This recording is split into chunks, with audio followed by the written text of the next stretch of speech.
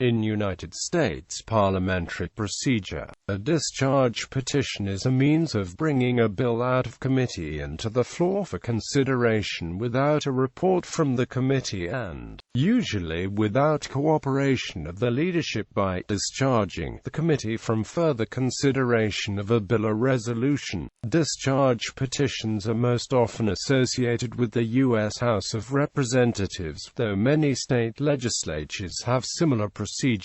They are used when the chair of a committee refuses to place a bill or resolution on the committee's agenda by never reporting a bill. The matter will never leave the committee and the full House will not be able to consider it. The discharge petition, and the threat of one, gives more power to individual members of the House and usurps a small amount of power from the leadership and committee chairs. The modern discharge petition requires the signature of an absolute majority of House members. Only 3 times in recent history has it been used successfully on major legislation. History and process. An early form of the discharge petition was introduced into House rules in 1910 as part of a series of measures intended to check the power of the disliked Speaker Joseph Gurney Cannon.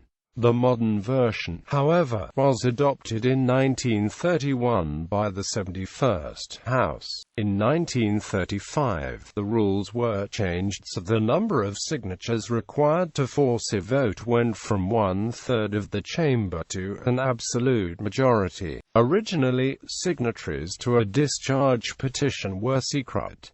Only once the petition acquired a majority would the clerk announce who signed. In 1993, the procedure was changed to make every step of the process public, with signers published in the Congressional Record. This change was spearheaded by then leader Jim Inhofe. There are 3 basic forms of discharge petition: directly on an unreported measure. This makes it difficult to amend, which may be considered a benefit or a drawback. The committee to be discharged can circumvent this to a degree by reporting the measure, to make a special rule providing that the unreported measure be recalled from committee and considered. This is the most common variety in modern times. As of the 107th Congress, all discharge petitions have been of this variety, to make a special rule providing that a reported measure that was never called for floor consideration be considered.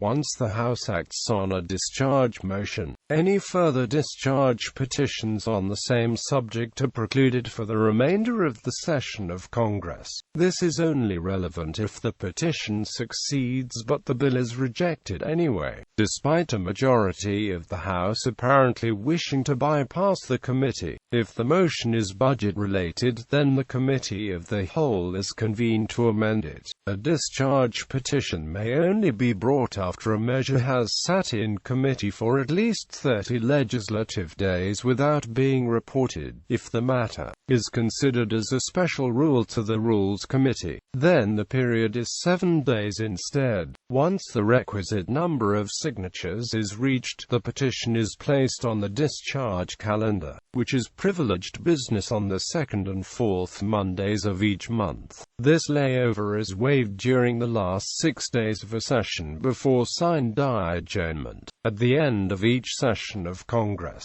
any discharge petitions remaining unresolved lacking the required number of signatures are removed from consideration. 563 discharge petitions were filed between 1931 and 2003, of which only 47 obtained the required majority of signatures. The House voted for discharge 26 times and passed 19 of the measures, but only 2 have become law. However, the threat of a discharge petition has caused the leadership to relent several times. Such petitions are dropped only because the leadership allowed the bill to move forward. rendering the petition superfluous. Overall, either the petition was completed or else the measure made it to the floor by other means in 16% of cases. Usage. Discharge petitions are rare. A successful discharge petition embarrasses the leadership as such. Members of the majority party are hesitant to support something that would make the speaker and their own leaders look bad. Furthermore, since the signers of a petition are not private, majority party members are pressured not to sign, and open themselves up to retribution from the leadership should they disobey. When signing of a petition was secret, petitions were generally only used for serious discontent in the majority. The secrecy also meant that members could claim to be for a piece of legislation while at the same time taking no action to force a vote on such legislation. With this secrecy removed, it became more difficult to dissemble in such a way. It also opened signers to more direct retribution from the leadership. Under the old system, if a petition was unsuccessful, the leadership would never know if a particular representative signed the petition. If it was successful, all the defectors would at least be in the same boat. With open signing, the leadership can exert maximum pressure on stopping the last few signatures. Those who make the last few signatures open themselves to especially severe payback, as early signers could argue privately that they were only posturing and didn't think the petition would ever pass. In 1994, a strong counter-campaign from the House leadership helped stop the proposal of William Zeliff and Rob Andrews of AZ spending cuts. For example, the proposal received 204 signatures, but could not rise to the last 14. The removal of secrecy also encourages discharge petitions that exist merely to take a public stand on an issue. Since secrecy was removed in the U.S. House, 30 petitions have attained 60 signatures or fewer. A notable situation where the threat of a discharge petition could be extremely relevant is if the majority party in the House loses its majority, for some reason, such as due to defections or deaths. If the old majority leadership refuses to stand aside, the new majority could file a discharge petition to elect a new speaker. This situation has not yet occurred. Successful discharge petitions, in which the process was carried to its conclusion, rather than the bill dying of the leadership allowing the bill out of committee, are very rare. In 1985, a discharge petition was filed on the Firearm Owners Protection Act, known as McClure-Volkmer. The act was a scaling back of gun control legislation that made it easier for gun shows to operate without government interference. The Senate passed the bill, but House Judiciary Chair Peter W. Rodino, Jr. declared it dead on arrival. Quote,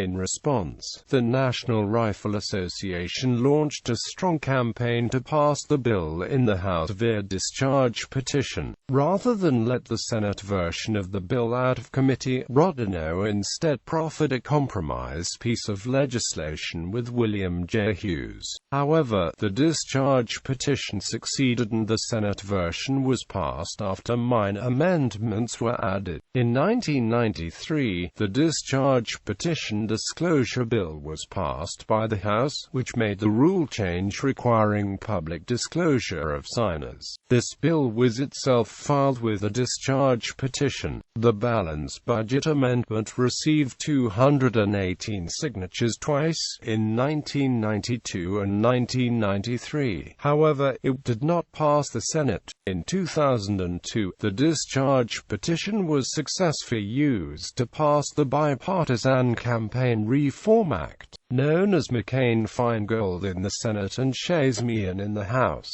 Starting in 1997, several attempts were made to bring it to the floor via the discharge petition. Once it finally passed, then the Senate passed it 60-40, narrowly avoiding a filibuster. In October 2015, a bipartisan group successfully used a discharge petition to force a vote on a bill to reauthorize the Export-Import Bank of the United States. Versions other than the U.S. House Versions of the discharge petition vary widely in U.S. state legislatures. Some use petitions like the House, though others allow a motion to be made to discharge the committee, forcing legislators to vote. The threshold for discharge also varies. For instance, Wisconsin has similar rules to the House. A simple majority is required to succeed, though a motion or a petition are both acceptable. The Kansas legislature requires 56% approval. Pennsylvania allowed only 30% of its members to recall a measure from committee for a time. This was changed in 1925 to a majority, drastically curtailing the number of recalls. Still, only 25 petition signers are required to force a motion to be voted on by the floor. Though technically a vote on whether the bill can proceed, the bill's supporters usually claim that the vote was a vote on the bill itself, providing opportunities to the minority party to, at the least, force the majority party to be put on record as opposing a popular bill. Both the House and the Senate have created an expedited process for congressional review of executive branch regulations,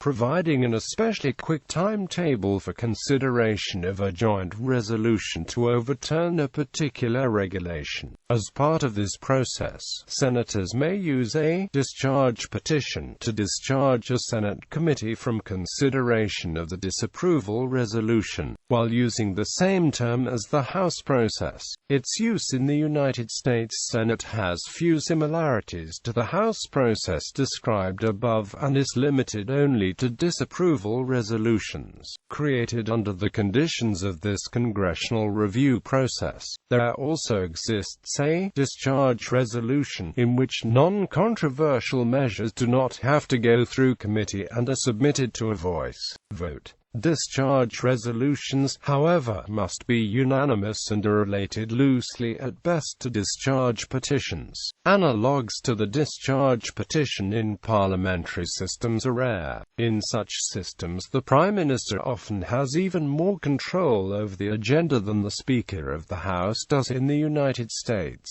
The closest parallel may be a conscience vote, in which members are released from party ties and allowed to vote as they wish on especially controversial issues.